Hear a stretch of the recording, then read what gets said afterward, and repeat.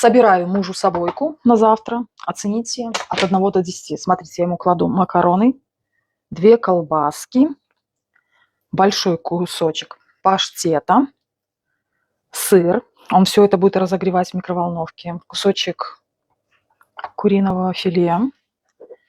Разбиваю ему яичко. Нихуя себе, блядь. Я думаю, он потом приготовится.